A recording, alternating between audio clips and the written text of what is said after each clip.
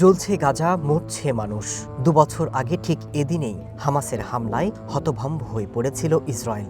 এরপর দখলদারদের পাল্টা আক্রমণে ধ্বংসস্তূপে পরিণত পুরো গাজা উপত্যকা। নিহত ছাড়িয়ে গেছে ৬৭,০০০-এর বেশি। উপত্যকার কোনো প্রান্তেই থামছে না স্বজন হারানো মাতম। বছর ২ আগে ইসরায়েল যখন গাজায় হামলা শুরু করে, তখন শেহরিন খারুবের সাজানো গোছানো সংসার। ইসরায়েলের হামলার মুখে এক কাপড়েই পথে নেমেছিল পরিবারটি। এরপর কেটে গেছে ২ বছর। একটু একটু করে পাড়ি দিয়েছে শত মাইল পথ। কয়েক দফায় হামলার শিকার হয়ে এবার ঘর বেঁধেছে সমুদ্র পাড়ে, যেখানেও প্রতিনিয়ত মৃত্যুর ভয় তাদের তাড়া করছে। দয়া করে আমাদের আর মিথ্যে আশ্বাস দেবেন না। এর আগেও আমাদের জীবনে যুদ্ধবিরতি এসেছিল, কিন্তু হামলা বন্ধ হয়নি। আমরা ক্লান্ত, একটু শান্তি চাই। পৃথিবীর সবচেয়ে বড় উন্মুক্ত কারাগার, যা মানুষের উপর নির্মমতার এক নির্লজ্জ চিত্র। এই অঞ্চলের নামই গাজা।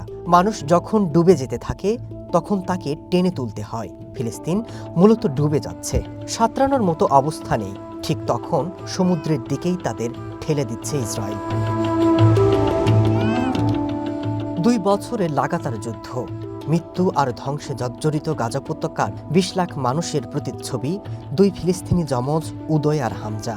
জন্মের পর থেকে এই যমজরা কখনোই শান্তিপূর্ণ পরিবেশ দেখেনি। তাদের বাড়ি ধ্বংস হয়েছে, তারা তাঁবুতে কখনো বা রাস্তায় থেকেছেন। খাদ্য সংকট, অসুস্থতা আর বারবার বোমা হামলার ভয়ে বড় হচ্ছে এই ২ শিশু। সহায়তা আনতে গিয়ে নিহত হয়েছেন বাবা।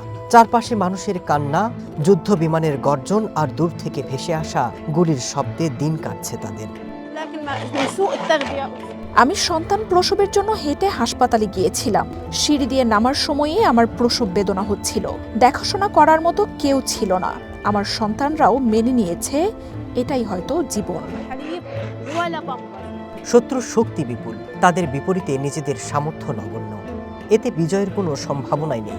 নিশ্চিত মৃত্যুকে কখন মানুষ আলিঙ্গন করে, কোথায় মানুষ এতটা মরিয়া হয়ে মরে এবং মারতে চায়, এসব প্রশ্নের উত্তর হলো গাজা সহ গোটা ফিলিস্তিন।